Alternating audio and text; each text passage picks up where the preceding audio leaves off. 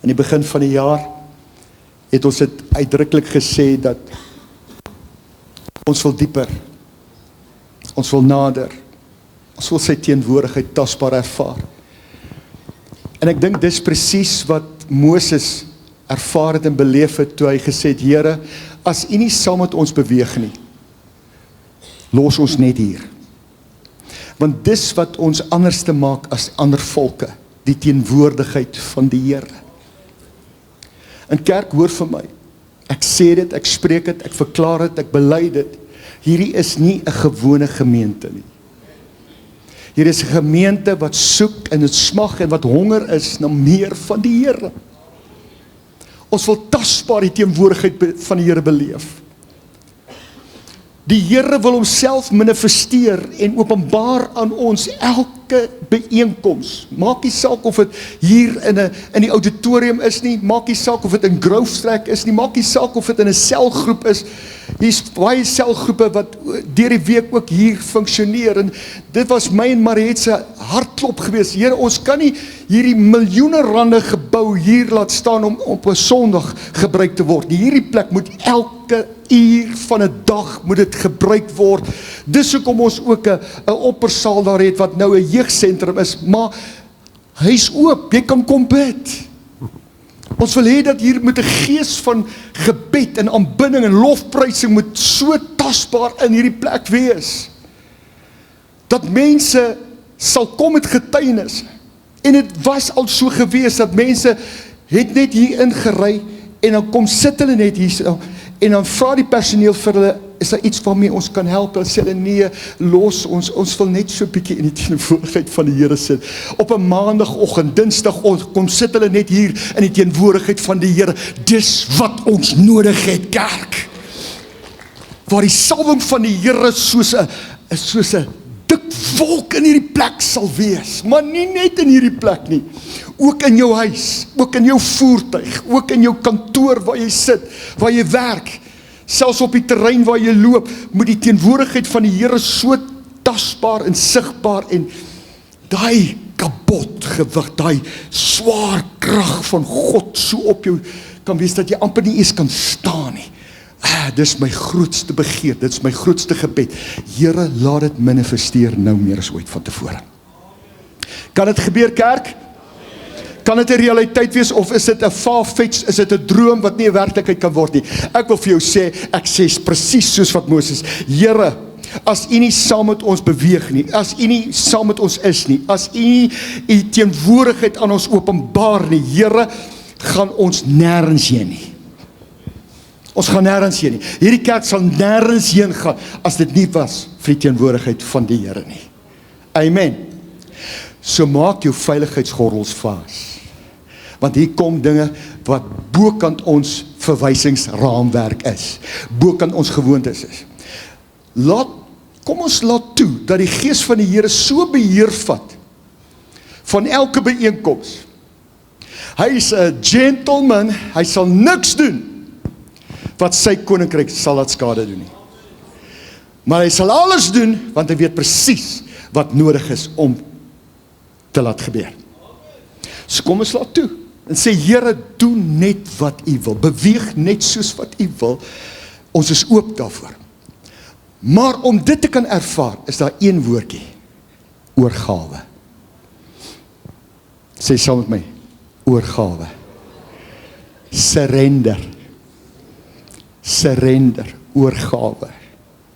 Sonder oorgawe sal ons nooit die teenwoordigheid van die Here beleef nie. As jy gewoond is aan 'n sekere manier van diens, sekere manier van diensorde, sekere manier van, ons doen dit nou so, 2 vinniges, 2 kortes, gou offerande, gou preek, dan gaan nou sekere uitnodiging wees, dan sekere, hey, is boring. Dis dood. Maar ek wil op 'n plek kom in my lewe, dat ek sê, Here, what's next? wat is volgende? Wat gaan gebeur? Here, jy moet so in sy teenwoordigheid kan funksioneer, dat jy moet so oorgegee wees, dat jy weet dat wat ook al gebeur, gaan so perfek in tyd en in plek wees, wat moet gebeur, dat jy sal nie eers senuweeagtig raak nie. Daai ou, wat wil druk vir vorm, wat wil druk vir gewoonte, wat wil druk vir, maar dis die manier hoe ons al die jare dit gedoen het, jy moet verbouwereerd raak. Jy moet senuweeagtig raak. Ek verklaar dit in die naam van die Here, dat daar 'n plek en 'n tyd sal wees in hierdie gemeente, dat daar so 'n beweging van God se gees is, en ek doen dit diens vir diens, dan staan ek daar en bid, ek sê, Here, daag so op in hierdie plek, dat almal sal erken, dis net die Here. Dat niemand moet enigstens 'n gedagte het, dat hierdie ding was geïnspireer deur 'n mens nie.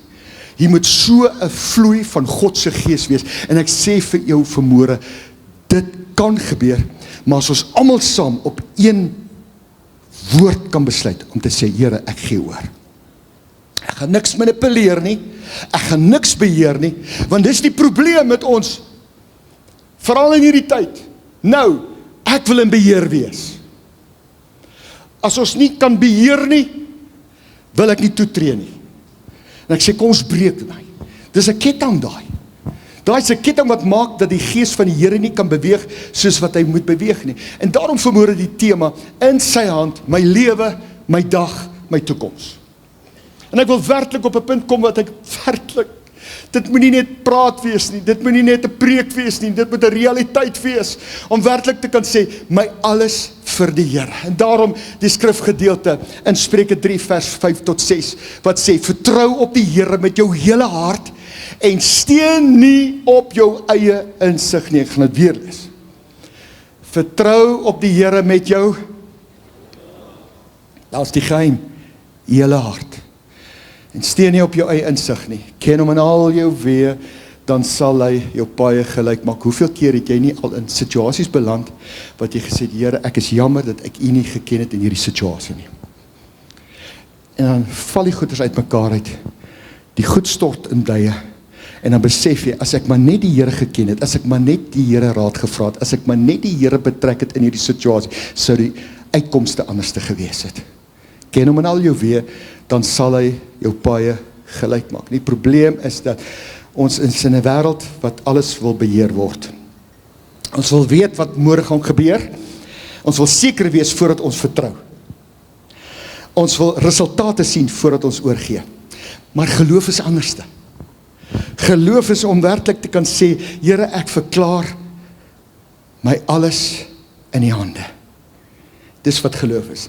Nie net my sondes nie, nie net my sondae nie, my elke dag, my toekoms, my lewe, totaal in die hande van die Here. En dis waarna ek soek, dis waarna ek smag, want weet jy, 'n hart wat nog vol is van self, kan nie vol wees van God nie. Hoor jy vanmôre? 'n Hart wat nog vol is van jouself, kan nie vol wees van God nie. Ons moet op 'n plek wees wat ons sê, Here, ek gee oor, I surrender. Want 'n hart wat oorgee, is 'n hart wat sy teenwoordigheid dra. Op punt nommer 1 wil ek graag met jou praat oor wat oorgawe regtig is. Nou, oorgawe beteken nie om op te gee nie. Oorgawe beteken om oor te gee. Ek gee nie op nie, ek gee oor. En baie keer kom ons in 'n situasie wat jy voel, maar Here, ek verstaan nie alles nie, maar ek vertrou U so, dat alles sal reg verloop. En baie van ons is in so 'n situasie dat jy weet nie wat is besig met jou nou te gebeur nie. Jy verstaan nie wat besig is om met jou te gebeur nie. Gee net oor. En vertrou net die Here dat dit wat besig is om met jou te gebeur, volkome sal uitwerk, reg sal uitwerk, perfek sal uitwerk, presies sal uitwerk, soos wat die Here wil hê. En ek en jy moet net vertrou, moet net geloof in hom hê. En laat my dink aan Corrie ten Boom wat die volgende gesê het. Sy het gesê, never be afraid to trust an unknown future to a known God. En Corrie ten Boom het die volgende gedoen. Sy het in Nederland, het sy groot geword. Sy het in 'n Christenhuis groot geword. En haar familie het in die Tweede Wêreldoorlog, het Jode weggesteek in hulle huis. En toe gebeur het so dat hulle word verraai. En die nasies betree hulle huis, vang almal daar, en vat vir haar Corrie en haar suster Betsy, vat hulle na 'n konsentrasiekamp toe van die nasies.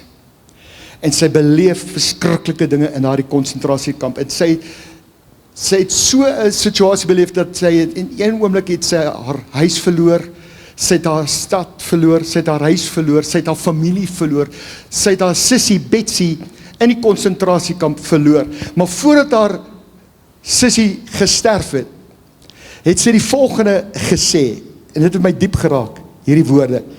Sy sê, there is no pit so deep that God's love is not deeper still.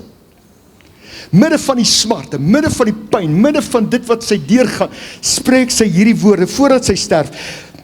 There is no pit so deep that God's love is not deeper still. 'n Totale lewe van oorgawe. Op 'n manier gebeur het dat daar kom 'n administratiewe fout in die konsentrasiekamp en hulle laat Corrie ten Boom vrygaan. Haar missie in die lewe was om die boodskap van vergifnis teenoor almal te gaan verkondig. Sy het in kerke begin optree, sy het by plekke begin optree, sy het die boodskap van vergifnis, sy het haar getuienis gebring van hoeveel smarte en pyn het sy moes deurgaan. En in een byeenkoms staan daar 'n wag op, wat sê, ek was in daai tyd, toe jy in die konsentrasiekamp was ek in daardie konsentrasiekamp die wag gewees. En daai man vra vir haar, sal jy my vergewe? Dis die krag van vergifnis, dis die krag van oorgawe, dis die krag van, om te besef, daar's 'n God wat 'n plan het, met die pyn, met die smarte, met die situasie, waarin jy gaan. Weet jy wat beteken dit om werklik prakties, weet jy wat beteken dit om oor te gee? Wanneer jy 'n diagnose ontvang, en dit klink nie goed nie, om te kan sê, Here, ek gee dit vir U. Dit is maklik om dit nou te sê, maar wanneer jy in die situasie is, en Esther, jy kan dit hoeveel keer al vertel, waar sy deur 'n kankersituasie gekom het, al vir jare, en dan elke keer, net daai belydenis, Here, ek gee dit aan U oor, en dan elke keer is sy skoon, elke keer dra die Here haar deur. Of wanneer jou finansies nie uitwerk nie, om op 'n plek te kan kom en sê, Here, nog steeds sal ek U bly vertrou. En dis wat gebeur het, die eerste pastoorspaar van hierdie gemeente, pastoor Jannie en Ansa Nel. Nou Ansa het 'n boetie gehad wat betrokke was by die aviation, by die vlieg situasie. Ek dink hy was 'n vliegingenieur gewees. En sy het hoeveel keer al vertel, dat daar gebeur dinge in sy lewe, of hy verloor sy werk, of die maatskappy speel bankrot, of wat ook al dit gebeur het. Snaakse goed het met hom gebeur. Maar elke keer het hy die Here so vertrou, dat binne in die situasie, dat al sy rekeninge betaal sal word. Dat hy letterlik sy rekeninge, 'n pak rekeninge gevat het, dan stap hy na sy Bybel toe, dan sit hy die rekeninge in die Bybel, dan stap hy weg van daai rekeninge af. En Ansa vertel, wonderbaarlik, elke keer word elke rekening afgelos en betaal vir hom. Nou, hoor my nou mooi, moet nou nie gaan staan en na die diens, nou jou rekeninge vat en in die Bybel indruk en sê, daai pastoor het gesê, dit gaan nou werk. As jy werk het, en jy doen nie jou werk nie, sê die woord van die Here, as jy nie werk nie, kan jy ook nie eet nie. Maar as jy in 'n situasie beland wat teen jou is, 'n onnatuurlike situasie, soos wat daardie broer van Ansa beleef het, wat hy so in die Here vertrou, en sê, Here, U weet, U ken my omstandighede, ek vertrou U, U is my pa, U gaan my goeders uitsort, Here, ek gaan nie loop met spanning en stres en bekommernis oor hierdie rekeninge nie, U weet waartoe ek gaan, en Here, sorg dit vir my uit, en dan sorg die Here dit vir hom uit. Of selfs, wat is die praktiese van oorgawe, wanneer jou kinders die pad byste raak en jy sien, daar is hulle besig om af te dwaal en jy weet nie weer wat om te doen nie. Jy het al gepraat en jy het al gebid en jy weet nie meer wat om te doen nie, om net te sê, Here, ek gee hulle oor in u hande.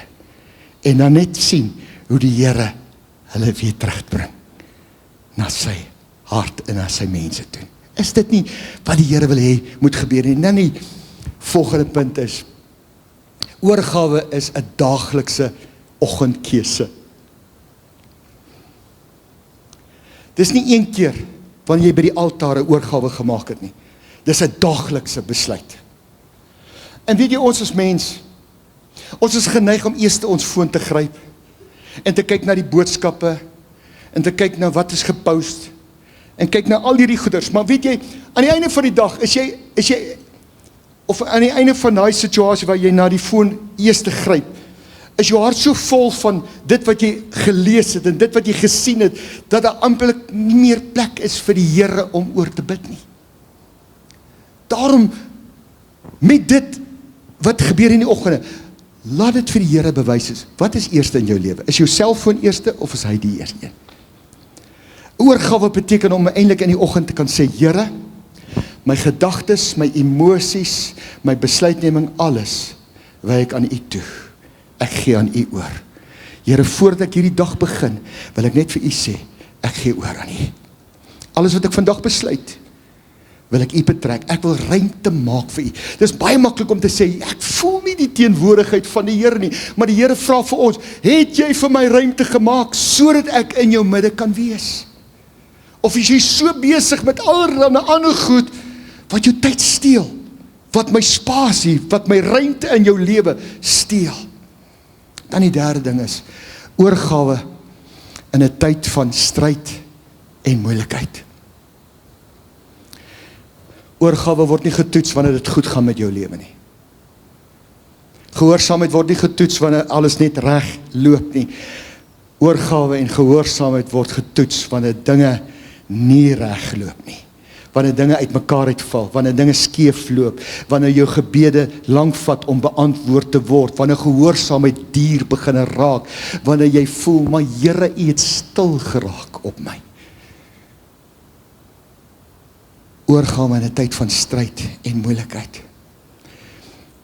Joni Eareckson Tada sê die volgende, dit my nogal getref, sometimes God allows what he hates to accomplish what he loves. En sy was op 17-jarige ouderdom, het sy in 'n swembad ingeduik, en sy het haar nek gebreek, en van daardie oomblik af was sy kwadropleeg gewees. En hulle het gebid vir haar genesing, hulle het die Here vertrou vir haar genesing, en niks het gebeur nie. En sy was op 'n stadium so gewees, dat sy gevoel het, maar Here, as u my dan nie gesond gaan maak nie, gebruik dan dit, waardeur ek nou gaan, tot voordeel van die koninkryk. En sy het 'n kwas opgetel met haar mond, en sy begin skilder. Sy skilder die mooiste skilderye, en sy het 'n organisasie begin, Joni and Friends, wat help om geld in te samel vir almal wat verlam is, en wat in 'n situasie is wat nie meer wil lewe nie, wat sy die boodskap laat oordraat, die Here sal in jou pyn en in jou smarte, sal die Here jou help en jou ondersteun. En sy skryf die volgende, sy getuig dit, sy sê, God did not waste my pain. God did not waste my pain. God neem nie altyd die storms weg nie, maar hy gee vir jou en vir my die belofte, ek sal nooit jou lewensbootjie verlaat nie. Min in die storm is ek by jou. En sal dit nie wonderlik wees wanneer die Here opstaan in jou boot en hy bestraf die wind en die storms nie. Kan dit gebeur? Ek wil dit amper oor jou uitsing vanmôre. Hy bestraf die wind en storms. Hy het op die see geloop. Hy noem my naam toe ek so diep in sonde was. Jesus, die man van Nasaret. Hy bestraf die wind en storms. Hy het op die see geloop. Hy noem my naam toe ek so diep in sonde was. Jesus, die man van Nasaret. En mag hy vermoere elke storm in jou lewe bestraf, sodat daar vrede kan kom. Maar al word die storm nie stil om jou nie, sal ek nog steeds op hom vertrou, dat hy weet presies wat aangaan in my lewe. Punt nommer 4, oorgawe vra gehoorsaamheid. Lukas 16:10 sê die volgende, wie in die geringste betroubaar is ook betroubaar waar om baie gaan. En wie in die geringste oneerlik is ook oneerlik waar het om baie gaan. En baie keer dan dink jy, die Here toets jou gehoorsaamheid net met die groot goeders, maar die Here toets ons ook met die klein goedjies in die lewe. Hoe praat jy wanneer jy moeg is? Of hoe reageer jy wanneer jy onregverdig behandel word? Of hoe leef jy wanneer niemand kyk nie? Oswald Chambers sê die volgende, faith never knows where it's being led, but he loves and knows the one who is leading. Dis oorgawe. Dis sê, Here, ek het soveel geloof in U, dat ek weet nie waarheen is ek op pad nie, maar Here, ek weet net een ding, U lei my, en U is in beheer, en ek weet, ek gaan by die regte plek dan uitkom. En dan die laaste punt is, die vrug van oorgawe. En ek wil hê my vrou moet vorentoe kom, en die aanbiddingspan moet vorentoe kom. Daar is 'n vrug van oorgawe. En daai vrug sê, ek sal jou paaie vir jou gelyk maak. Dis die belofte wat ons het. Ken hom in al jou weë, dan sal ek jou paaie vir jou gelyk maak. Dit beteken nie dat hy gaan al die klippe wegvat nie. Maar dit beteken hy gaan die struikelblokke, die groot struikelblokke sal hy wegvat. Dit beteken ook hy sal vir jou rigting gee. Hy sal vir jou presies sê waarheen jy moet gaan. Hy sal jou help om oor die klippe te tree. In daardie tyd was die paaie baie rof, baie gevaarlik. Mense het geval. Mense het in daai stof, het hulle neergestort. Maar die Here sê, hy gee vir jou belofte, hy sê, ken my in al jou weë, dan sal ek jou paaie vir jou gelyk maak. Ek gaan daai struikelblokke, ek gaan daai groot klippe wegrol. En ek gaan jou by jou hand vat. As jy jou hand in jou lewe in my lewe in my hand plaas, jou toekoms in my hand plaas, gaan ek jou by jou hand vat, en ek gaan jou deur hierdie moeilike paaie, gaan ek jou vat. Ek gaan jou pad vir jou gelyk maak. Ek wil op hy plek kom, waar ek dink was George Miller gewees. Hy was laat vir 'n afspraak gewees, en hy sê, Here, U weet, dit is nie my skuld dat ek laat is nie. Here, asseblief, maak my pad voorspoedig, en hy staan by hierdie tuinhekkie, en hy wil net uit hierdie tuinhekkie uitgaan. Hy maak daai tuinhekkie oop, en die volgende oomblik, toe hy daai tuinhekkie oopmaak, toe staan hy by die plek wat hy moet wees, in tyd, met die hek in sy hande. In tyd, toe sy by die plek wat hy moet wees. What a mighty God we serve. Dit kan vandag nog gebeur. Dit kan net hier gebeur, dat die Here in een oomblik jou situasie kan verander. Hy vra 'n lewe van totale oorgawe aan hom, om te weet dat hy is in beheer van my lewe, nie meer ek nie, nie met my situasie nie, nie hierdie wêreld nie, nie hierdie omstandighede nie. Hy is in beheer. En ek wil die laaste vir jou sê, en dit my diep getref, die volgende. Hy maak jou koers reg. Hy gaan voor jou waar jy nog nie kan sien nie, en hy doen wat jy nie kan doen nie. Kan ek dit weer vir jou sê? Hy maak jou koers reg, 'n lewe van oorgawe. Hy maak jou koers reg. Hy gaan voor jou waar jy nog nie kan sien nie, en hy doen wat jy nie kan doen nie. Dis 'n lewe van oorgawe. En ek wil sê, Here, Montana is so gereed om totaal oor te gee. Alles, my finansies, my tyd, my verhoudings, my werksituasie, my gawes, my kennis, my ervarings, my belewennisse, alles, Here, alles gee ek vir U oor. Here, vat U beheer.